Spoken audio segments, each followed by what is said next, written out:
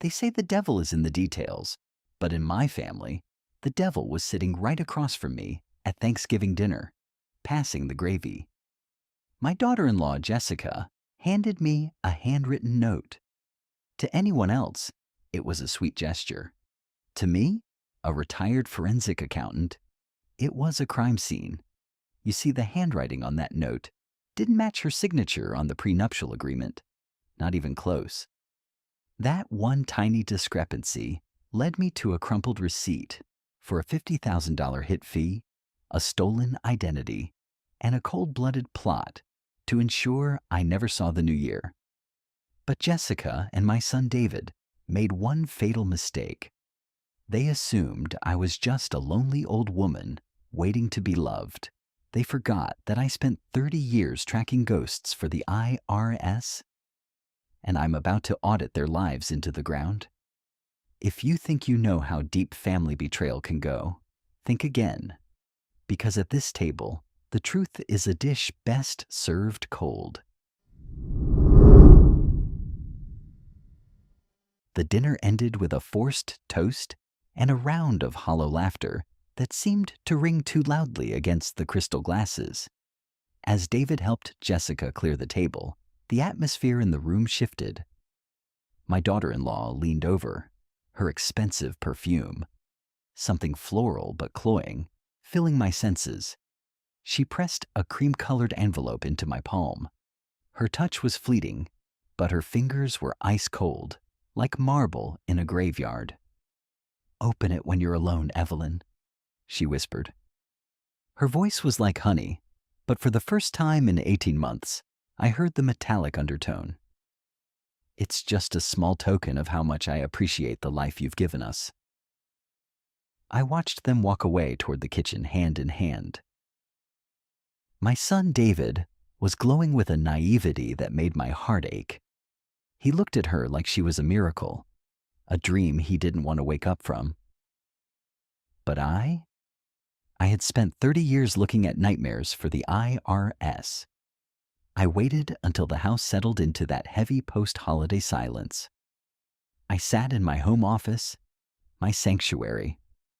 This was the room where I had dismantled offshore shell companies and followed money trails that led to people far more dangerous than a pretty girl in a sundress. I don't just read words on a page. I look for the gaps between them. I look for the hesitation in a pen stroke. I opened the envelope. The stationery was heavy, expensive, the kind of paper people use when they want to convey a permanence they don't actually possess. The note was brief. "Dear Evelyn, thank you for sharing your home and your heart. I promise to take care of David and the family legacy forever. Love, Jessica." I stared at it under the harsh light of my desk lamp. My professional instinct, a reflex honed over 3 decades of auditing criminals, wasn't just tingling, it was screaming. Last year, I had spent 4 hours studying Jessica's signature on their prenuptial agreement. I remember it perfectly. Sharp, aggressive, slanted heavily to the left. The mark of a woman who takes what she wants without asking. But the handwriting on this note? It was round, soft, and slanted to the right. It was the handwriting of a different soul.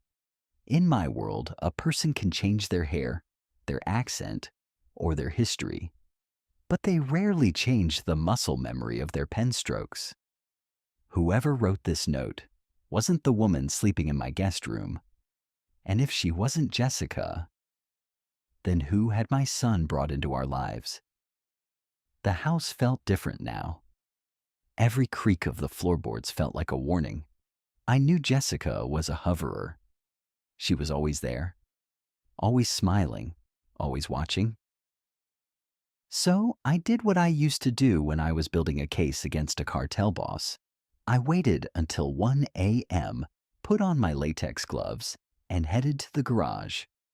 Digging through turkey carcasses and cranberry sauce isn't the retirement I imagined, but the trash is the only place where people stop pretending. People treat their garbage like a confessional, thinking once it's bagged, the sin is gone. They're wrong, Deep inside a bag from the guest suite, tucked inside a hollowed-out expensive shampoo bottle, I found it. A crumpled receipt from a currency exchange in downtown Chicago, dated 3 days ago. Someone had traded $50,000 in cash for euros, but the name on the slip wasn't Jessica Miller. It was Elena Vance. I hurried back to my computer, my fingers flying across the keys. I bypassed security protocols I hadn't touched in years, using backdoors only a few veterans in the bureau still knew about. When the file for Elena Vance finally loaded, the air left my lungs. Elena Vance wasn't a daughter-in-law. She was a person of interest in a multi-state real estate fraud case from 4 years ago. A professional who specialized in long cons. The case had collapsed because the star witness had vanished without a trace. I scrolled down to the mugshot. The hair was darker, the expression harder, but those eyes, those cold, calculating eyes, were exactly the ones that had just smiled at me over a Thanksgiving turkey. I didn't sleep that night. I sat in the dark, watching the digital clock tick away, realizing that my home was no longer a fortress. It was a cage. The next morning, I played the part. I made the blueberry pancakes David loved. I smiled as Jessica or Elena talked about their plans for a spring garden. But my mind was stuck on that $50,000. Where did she get $50,000 in cash? Then it hit me. Last month, David came to me with a story.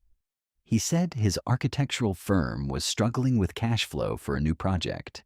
He asked for an early disbursement of his inheritance. I had handed him the check with a mother's pride, glad to see him building something. Now, that pride felt like a cold blade between my ribs. As soon as they left for their romantic hike, I went to David's office. I had taught David to be organized, but I hadn't taught him how to hide things from a forensic auditor. I broke into his computer in less than 10 minutes. I expected to find evidence that Jessica was blackmailing him. I wanted to find a reason to save him. But as I opened a hidden folder labeled Project Horizon, my world shattered. It wasn't a project for a building, it was a project for a murder. There were hundreds of photos of me. Me at the grocery store, me at the pharmacy, me sleeping in my favorite armchair by the fire, completely vulnerable. They had been documenting my decline. Then I found the email chain. The recipient was the broker. David's words were clinical, cold. The asset is becoming suspicious. She's asking too many questions about the firm's finances. We need to move the timeline up. The $50K is the final payment for the transition. Make sure the accident looks like a natural decline. I want the estate settled before the second quarter. My son wasn't a victim. He was the architect. He hadn't been tricked by a grifter. He had hired one. He didn't want a spring garden. He wanted my life insurance and the $5 million property we were sitting in. I heard the garage door moan. They were back. I had 30 seconds to wipe my digital footprint, lock the screen, and slip out the side door. I stood in the garden, the December wind biting at my skin, but I couldn't feel the cold. I was numb. I looked at the house I had worked my entire life to provide for him. It looked like a tomb. They thought they were coming home to a confused old woman they could slowly poison or push down the stairs. They thought they were the predators. They forgot one thing. You can lie to the police, you can lie to your family, but you can never ever lie to an auditor. Because we don't care about your stories. We only care about the balance sheet. And by the time I was done with them, their lives were going to be deep in the red. I didn't go back inside through the front door. I waited in the garden, hidden behind the frost-covered hedges, until the shivering in my limbs stopped. It wasn't the December cold. It was the pure, icy adrenaline of a hunter who had just realized she was being hunted. I took deep, steady breaths, centering myself. I needed to be Evelyn again. The sweet, slightly forgetful Evelyn who complained about her stiff joints and couldn't remember where she'd misplaced her reading glasses. If David and Elena wanted to play a game of shadows, I was going to provide the absolute darkness. Over the next week, I became a ghost in my own home, a silent observer of my own executioners. I watched them through the lens of 30 years of professional suspicion. Every time I accidentally tripped over a loose rug I'd purposefully placed, I saw them exchange a sharp, hopeful glance. I saw the way Elena checked my pulse with her eyes while I feigned a nap in my armchair. They weren't looking at a mother. They were looking at a ticking clock, waiting for it to stop. But while they were busy watching my health decline, I was systematically dismantling their world. Every grocery trip I took was actually a clandestine meeting. I met my former boss from the IRS, a man named Miller, who looked like he'd been carved out of old granite in a dingy diner 30 miles outside the city. I handed him an encrypted flash drive. "Evelyn," he warned, his voice low and gravelly, "if you turn this in, there's no coming back. David is going to prison for a very long time. This isn't just fraud. It's conspiracy to commit capital murder. Are you truly prepared to bury your only son?" I looked out the window at the gray, bleak sky. For a fleeting second, I saw a memory. David at 5 years old, crying over a scraped knee, begging me to fix it. But then, I remembered the photo I found on his computer, the one of me sleeping, the one that was labeled as the asset. "He buried himself the moment he put a price tag on my life," I replied, my voice as cold as the frost on the diner's window. "In my ledger, David is no longer a son.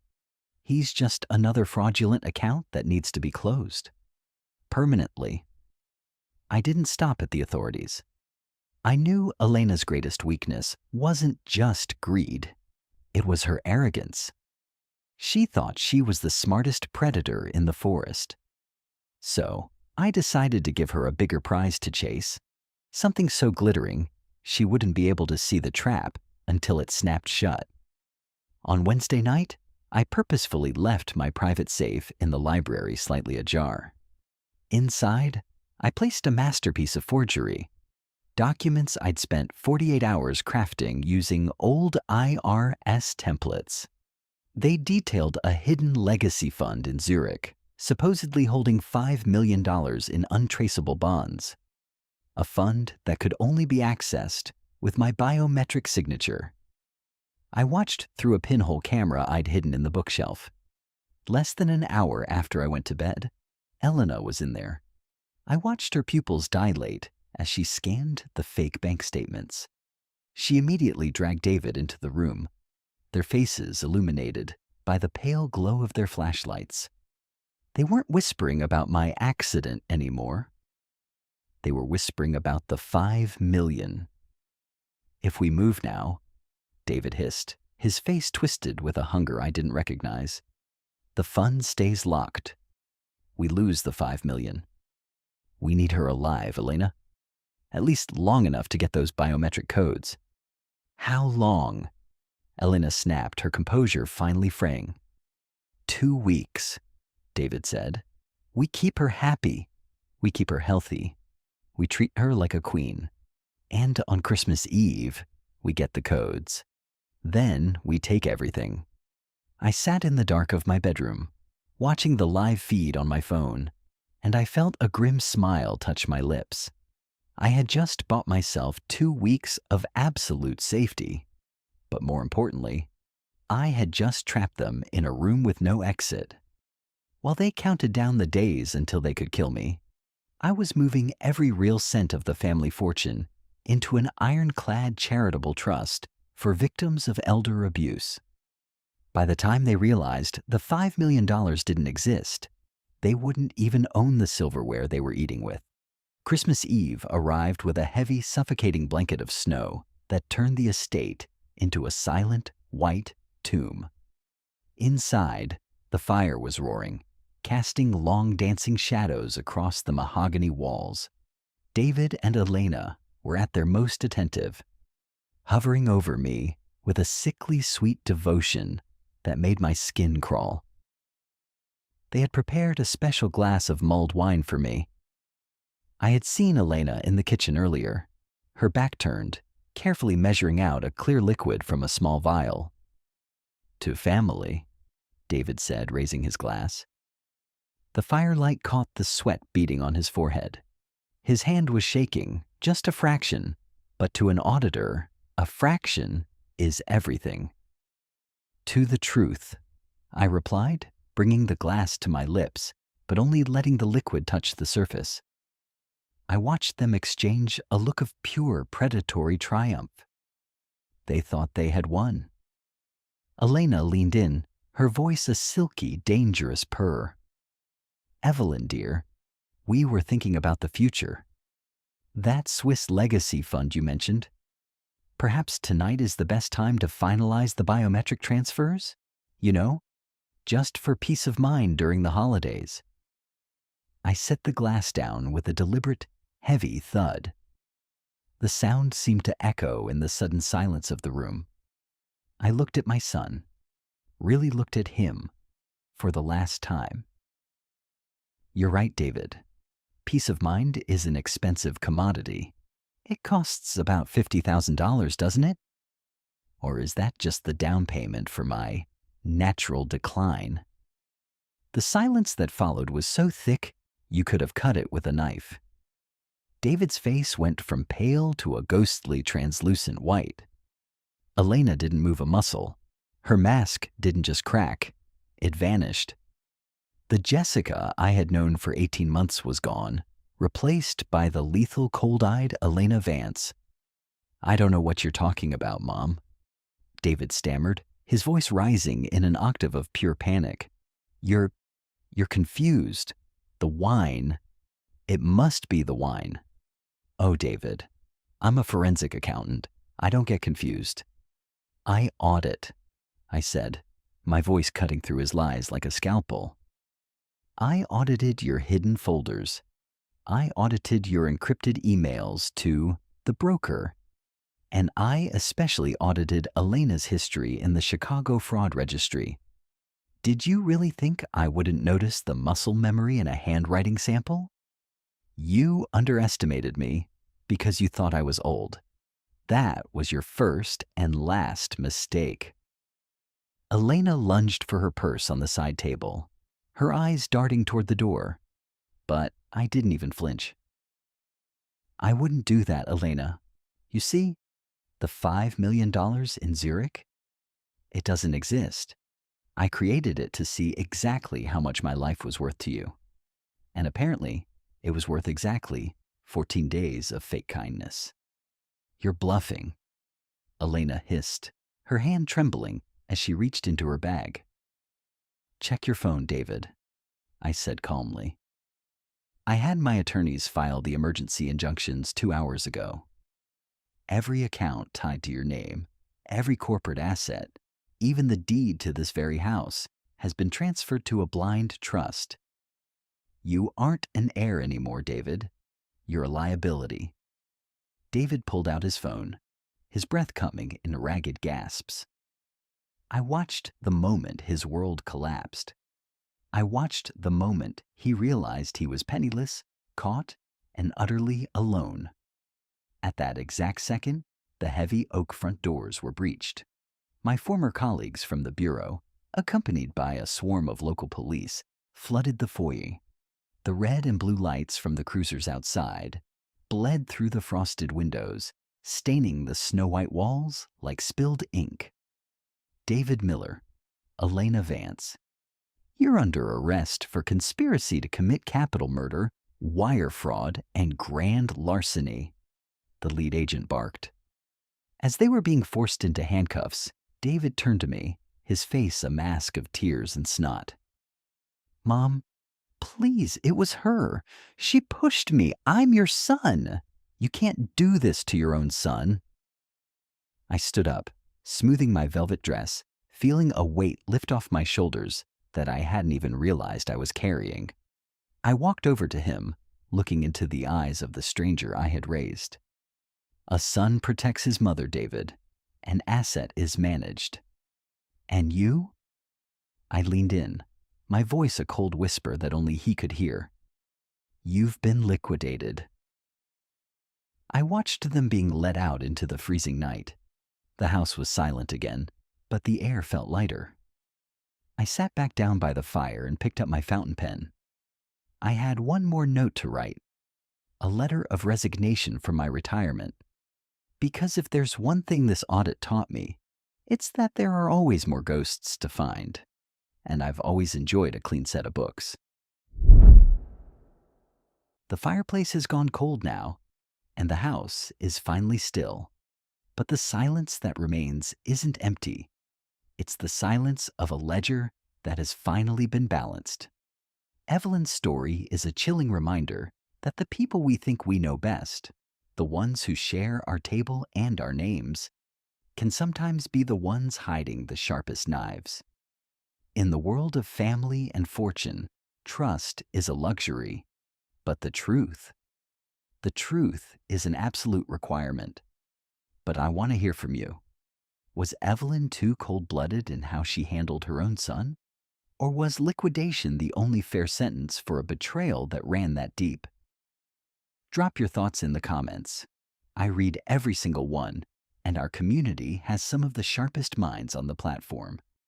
If you found this saga as gripping as I did, do me a favor.